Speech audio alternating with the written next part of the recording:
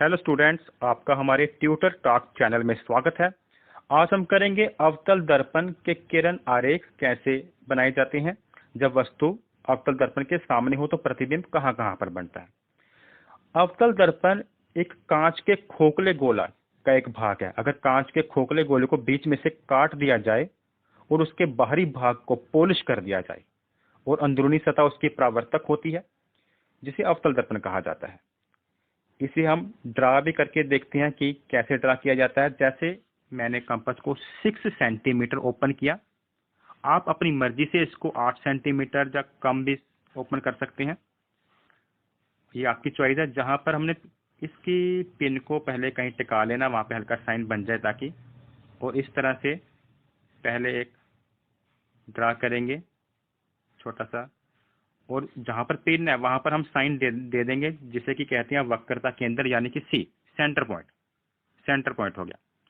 अब यहां से एक सीधी रेखा खींचेंगे जिसे कहा जाता है प्रिंसिपल एक्सिस यानी कि मुख्य अक्ष। ये हमारा मुख्य अक्ष है। और दर्पण के मध्य भाग को हम ध्रुव कहते हैं।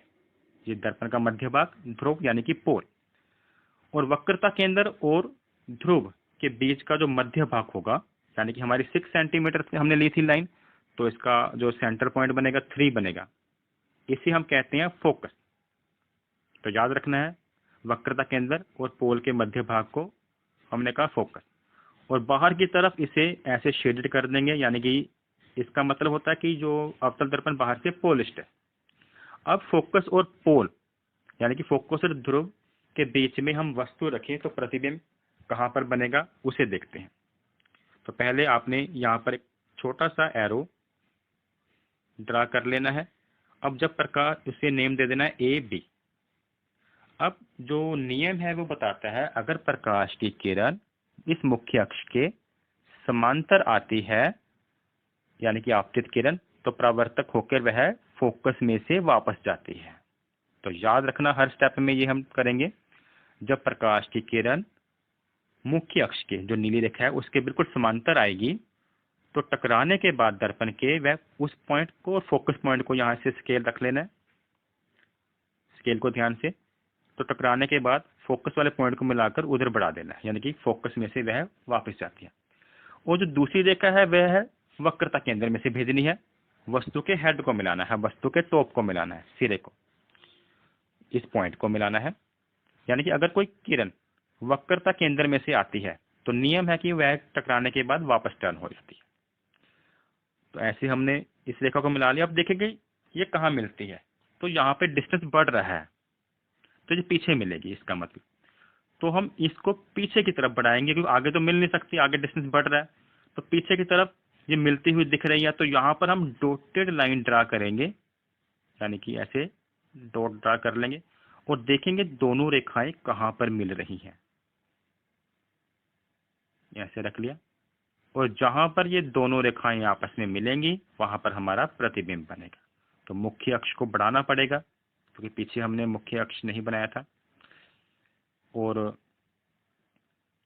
अब इन दोनों पॉइंट्स को मिला देंगे जहां पर वो दोनों रेखाएं मिल रही। सीधी रेखा आप ड्रा कर दोगे एक, जो कि है हमारा प्रतिबिंब। इसे नेम दे देंगे ए डैश और बी डैश। अगर प्रतिबिंब दर्पण के पीछे बनता है उसे आभासी प्रतिबिंब कहा जाता है, और यह सीधा प्रतिबिंब है। और दूसरा ये दर्पण के पीछे बना है, और अगर इसके आकार की बात करें तो इसका आकार वस्तु के आकार से बड़ा है प्रतिबिंब। तो पहले अभी हमने किया है कि जब वस्तु फोकस और पोल के बीच में हो, दो टॉपिक किया है, फोकस और पोल के बीच में हो, ये कर लिया। अब हम करेंगे, अगर ये वस्तु उठाकर हम फोकस पर रख देते हैं ऐसे थोड़ा सा, यानी कि हमने बाईं ओर शिफ्ट कर दिया, तो वही रूल, पहले हम समांतर रेखा ड्रा करेंगे जो कि दर्पण से आकर टकराएगी। टकराने के बाद आपको बताया था, अब तो याद हो गया होगा, फोकस में से वापस चली जाएगी। और दूसरी रेखा वक्रता केंद्र से होते हुए वस्तु के जो ऊपर सर है उसका, वहां उन दोनों बिंदुओं को मिलाएंगे, एक वक्रता केंद्र और वस्तु के हेड पॉइंट को ध्यान से स्केल रखकर यहाँ से एक रेखा हम मिलाएंगे। अब हमने देखना होता है ये दोनों रेखाएं कहाँ मिल रही हैं। ये दोनों रेखाएं समांतर बन गई। यानी कि ना तो ये पीछे बढ़ाई पर ना ही आगे बढ़ाने पर ये मिलेंगी, ये समांतर हैं। तो इसलिए इसके बारे में लिखेंगे, अब जो प्रतिबिंब है वह अनंत पर बनेगा और दर्पण के सामने बनेगा तो हम कहेंगे यह वास्तविक प्रतिबिंब होगा इसका, और उल्टा होगा क्योंकि ये मुख्य अक्ष के नीचे बनेगा। अब हम वस्तु को आगे खिसका देंगे, यानी कि फोकस और वक्रता केंद्र के बीच में। ऐसे अगर वस्तु को आप देखिए फोकस और वक्रता केंद्र के बीच में रखा तो प्रकाश की किरण सीधी पहले दर्पण की तरफ आई और टकराने के बाद वह फोकस में से वापस चली जाती है। और दूसरी लाइन हमने ड्रा करनी है वक्रता केंद्र और वस्तु के हेड को। तो याद रखना, अब हमने वस्तु कहां पर रखी है, वक्रता केंद्र और फोकस के बीच में। तो वक्रता केंद्र और वस्तु के हेड को जब मिलाते हैं तो हम देखते हैं प्रतिबिंब कहां पर मिला, जहां पे ये दोनों लाइनें मिली। अब ये वाला जो प्रतिबिंब है यह वस्तु के आकार से बड़ा बना है, वस्तु छोटी है इसका आकार बड़ा है, और ये है वास्तविक और उल्टा बना है। अगर दर्पण के सामने बने तो वास्तविक और उल्टा बोलेंगे। अब हम इस वस्तु को सी पर रखेंगे, यानी कि वक्रता केंद्र पर। अगर हम वक्रता केंद्र पर रखते हैं तो प्रकाश की किरण पहले मुख्य अक्ष के समांतर आती है, आप देख रहे हैं, और टकराने के बाद इस बिंदु से फोकस में से वापस चली जाती है।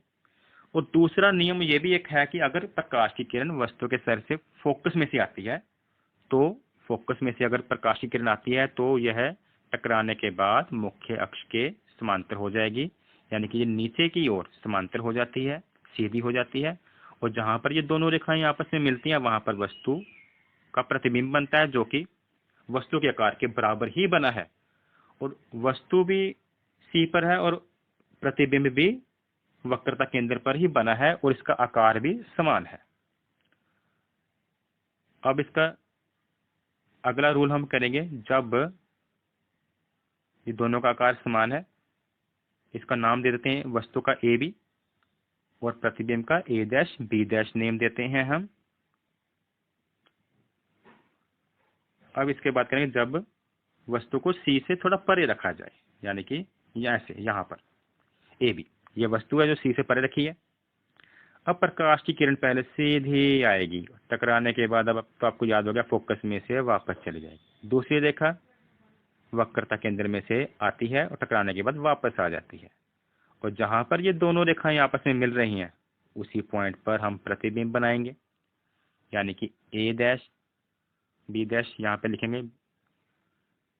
और ये इसका आकार छोटा बना है, वस्तु से प्रतिबिंब का आकार वस्तु के आकार से छोटा है और यह फोकस और वक्रता केंद्र के बीच बना है। अब आगे करते हैं, जब वस्तु अनंत पर हो यानी कि बहुत दूर हो तो प्रकाश की किरणें सीधी आएंगी, दर्पण से टकराएंगी और टकराने के बाद फोकस में ही मिलेंगी। तो इस तरह से हम कह सकते हैं, अगर वस्तु अनंत पर हो तो प्रकाश की किरणें बहुत सारी आती है, हमने दो ड्रा की है, आकर टकराती हैं और टकराने के बाद सीधी आएंगी, समांतर मुख्य फोकस पर मिलती हैं।